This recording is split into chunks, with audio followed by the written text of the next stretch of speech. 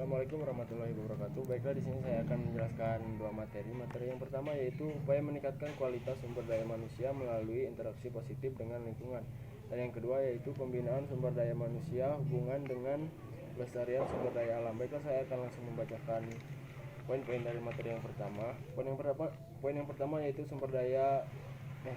poin yang pertama yaitu manusia sebagai komponen lingkungan. Berdasarkan potensinya, dalam mengubah lingkungan seolah-olah manusia merupakan spesies yang dominan dan berkuasa. Padahal kenyataannya, secara biologis tidaklah demikian.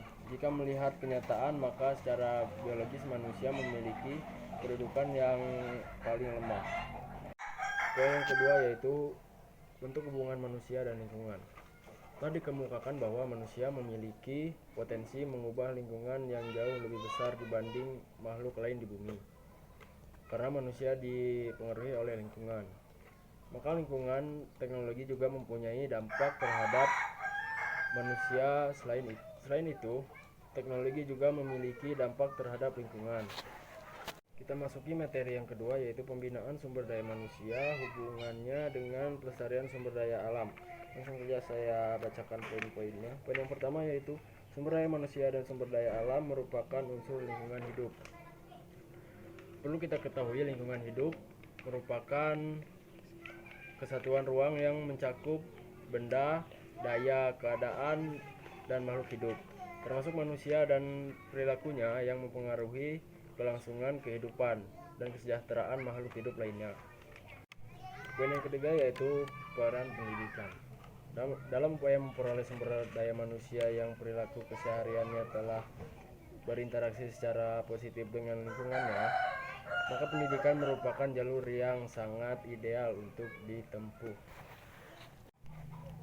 Poin yang kedua yaitu hubungan sumber daya manusia dengan sumber daya alam. Di dalam kehidupan antara manusia dengan sumber daya alam senantiasa berhubungan.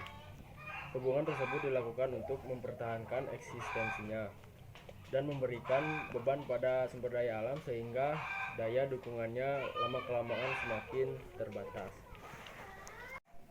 Poin yang ketiga, hubungan pembinaan sumber daya manusia dengan pelestarian sumber daya alam. Hakikat kehidupan manusia adalah untuk mempertahankan hidupnya dan kelangsungan spesies manusia. Untuk mempertahankan tugas kehidupan tersebut, manusia membutuhkan energi sumber daya alam. Pembinaan sumber daya manusia diharapkan dapat menjamin pemanfaatan dan pelestarian alam, baik dalam konsumtif maupun dalam arti investasi. Poin yang keempat yaitu pembinaan sumber daya manusia melalui jalur pendidikan formal.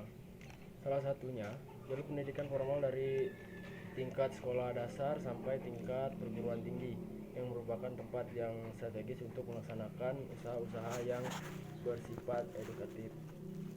Dan poin yang terakhir yaitu pembinaan jalur pendidikan non formal. Pada jalur pendidikan non formal ini seringkali diabaikan. Padahal jika dilaksanakan dengan teratur, disiplin, maka hasilnya tentu akan baik juga. Hal ini disebabkan karena jalur pendidikan non formal jangkauan sasarannya sangatlah luas. Di antaranya melalui keluarga, melalui kegiatan yang ada di masyarakat, dan lain-lain. Sekian penjelasan materi yang saya jelaskan tadi. Pada teman-teman yang ingin bertanya, saya persilahkan. Assalamualaikum warahmatullahi wabarakatuh. Perkenalkan, nama saya Febrianto, NPM 1834020 182, kelas 6B, mata kuliah Manajemen Lingkungan dan SDA. Saya ingin bertanya kepada Saudara Andiansyah, bagaimana cara pembinaan sumber daya manusia hubungannya dengan pelestarian sumber daya alam? Itu saja yang dapat saya tanyakan. Assalamualaikum warahmatullahi wabarakatuh. Baiklah, saya akan menjawab pertanyaan dari saudara Febri.